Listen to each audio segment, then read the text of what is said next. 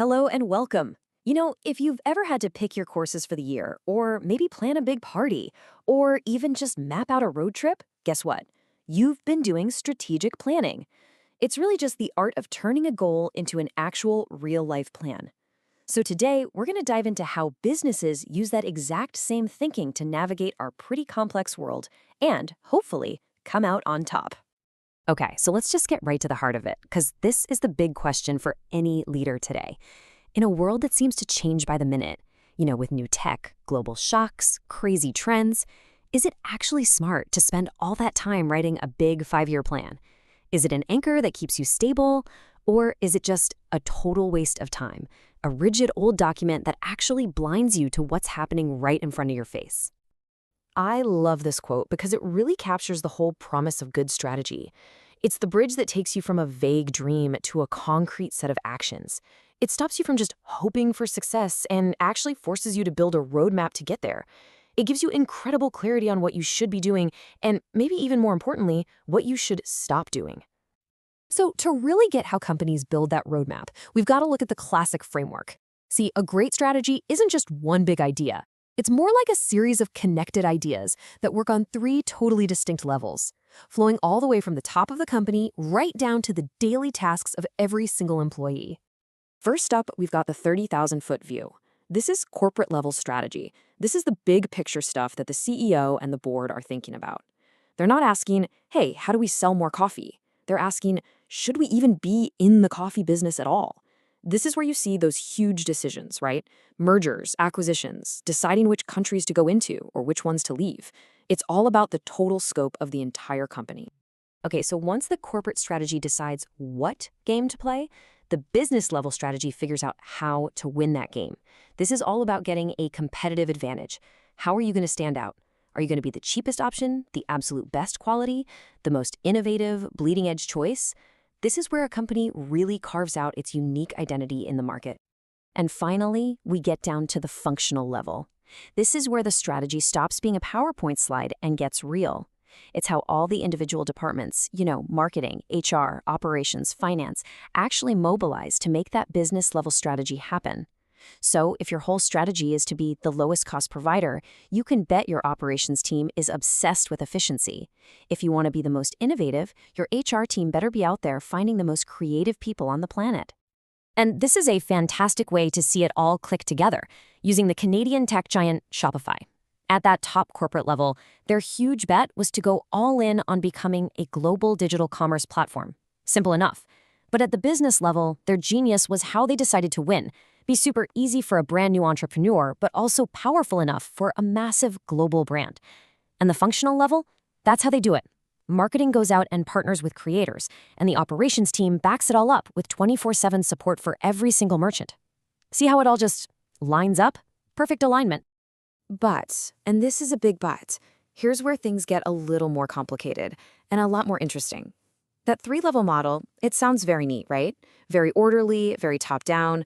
But what if the best ideas don't actually come from the boardroom? This brings us to a huge foundational debate in strategy. Is it a deliberate plan, or is it an emergent pattern? So this slide basically captures the 2 opposing schools of thoughts. On one side, you've got the plan. This is the world of guys like Michael Porter. It's deliberate, it's analytical, and it flows from the top down. But on the other side, you've got the pattern, a really cool idea from Canadian theorist Henry Mintzberg. This is strategy that just sort of emerges from the ground up. A salesperson finds a new way to use a product, a team experiments with a new process, and bam, a whole new strategy is born, and nobody ever officially planned it. So who's right, the planner or the pattern finder? Well, it turns out the consensus today is that the very best companies don't pick a side. They actually do both.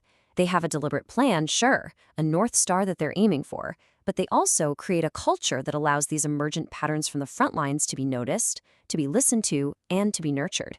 The plan gives them direction, but the patterns give them adaptation and innovation. All right, enough theory. To see how this all plays out in the real world, let's look at a tale of 2 grocers. We're going to put a familiar Canadian giant, Loblaws, head-to-head with its super-efficient international competitor, Aldi, to really see their strategic DNA in action. This table just lays out the difference so perfectly. At the corporate level, Loblaws is all about diversification. They're in groceries, yeah, but also pharmacy with Shoppers Drug Mart, clothing, even banking.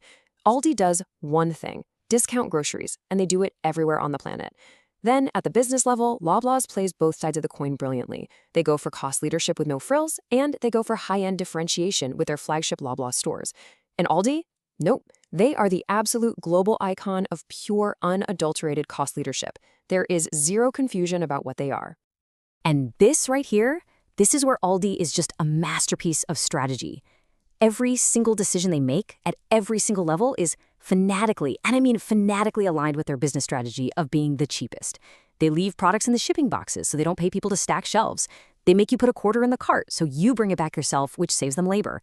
They run with these small, cross-trained crews, and get this, because they're so efficient, they can actually pay them above average wages, which means people don't quit. It's just a perfectly tuned, cost-crushing machine. It's beautiful, really. So, after going through the theory and seeing it in action with our two grocers, what are the big lessons here? What does great strategy really truly boil down to?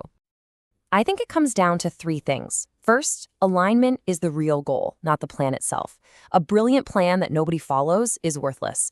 But a simple plan where every single action is perfectly aligned, like at Aldi, well, that's unstoppable. Second, remember that strategy is choice, and that means sacrifice.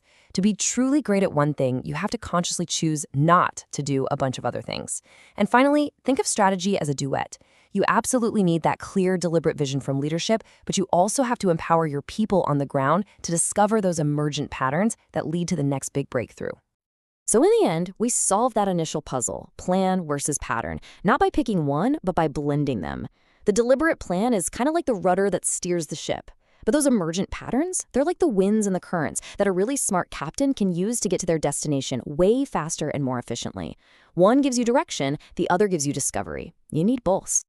And that whole dynamic, that dance between direction and discovery, it leads us to one final, pretty provocative thought for the future.